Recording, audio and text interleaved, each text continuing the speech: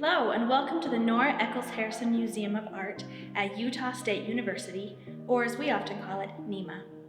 Today we're going to explore our new exhibition, Women, Surrealism, and Abstraction, and discover how art can inspire us to write poetry. This exhibition highlights women who use surrealism and abstraction masterfully in their work. So what are surrealism and abstraction? Let's take a closer look at several artworks in the exhibition, explore these ideas, and see what we can learn. Surrealism was an art movement that started in the 1920s in France that explored our subconscious minds, dreams, and irrational thoughts instead of art making about rational ideas and actual experiences. They thought this was a very pure form of creativity and expression.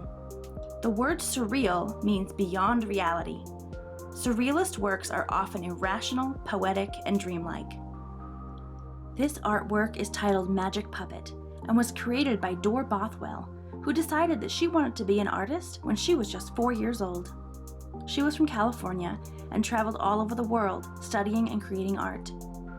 Dor Bothwell was known among her colleagues for constantly experimenting with the new styles, themes, and media that she was exposed to during her travels through Europe, Asia, Africa, and Polynesia.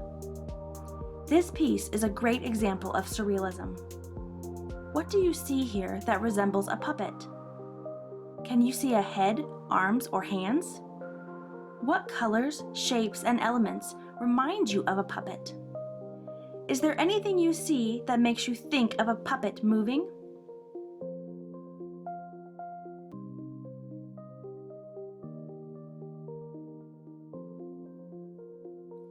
The term abstraction can be traced back to the earliest cave drawings by humans. However, in the 20th century, artists began focusing on shapes, colors, and forms. Abstract expressionist painters were interested in gestural marks and creating emotional responses through color, movement, and forms. Some artists focus on geometric abstraction, where they use mathematical proportions with color and shape to create a composition instead of trying to capture something from the natural world, such as a landscape, a person, etc.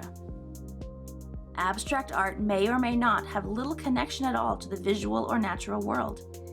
It can range from completely abstract to abstracting familiar imagery by rearranging, exaggerating, or maybe blurring objects.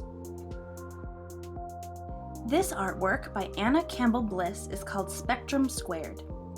She studied mathematics in college and often used math to connect color, movement, science, and nature in her art. She lived in Salt Lake City for much of her life and became a pioneer in the realm of computer-generated artwork. In this piece, Anna Campbell Bliss used mathematics to create geometric abstract art with forms, lines, and colors only. The subject is the color, form, and line, and nothing more. The shapes and colors are used to express a concept or idea like order, simplicity, or purity. What words would you use to describe this artwork? What colors do you see? What shapes? Do you see any kind of movement in the artwork?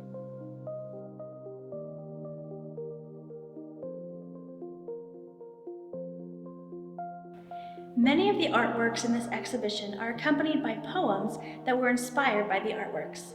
Poetry is free from regular grammatical rules and sentence structures. They often use colorful and descriptive words to help us imagine in our mind's eye. A poem doesn't have to be factual or even make sense. They often deal with ideas that couldn't be expressed with a regular sentence.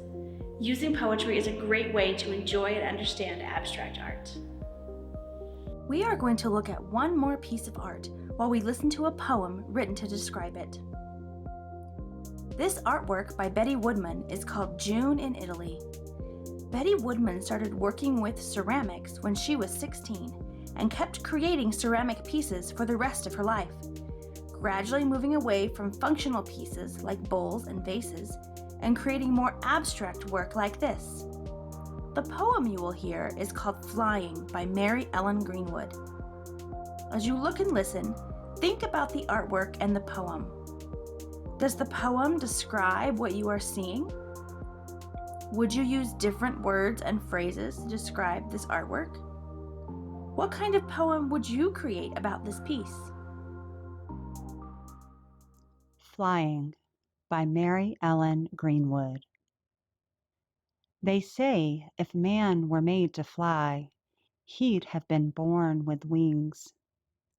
They forget the summer child astride a bike, who pumps her legs to lift off crest of railroad incline, where silver tracks criss-cut road to soar down asphalt, wind-whipped hair snarling rough, open mouth to feel the tongue, the cheeks, the lips shrivel, parched of slimy spit, taste unlucky gnats.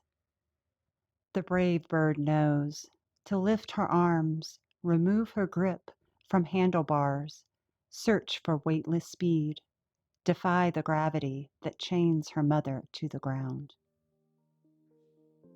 Thank you for joining us here at NEMA to learn more about our exhibition, Women, Surrealism, and Abstraction.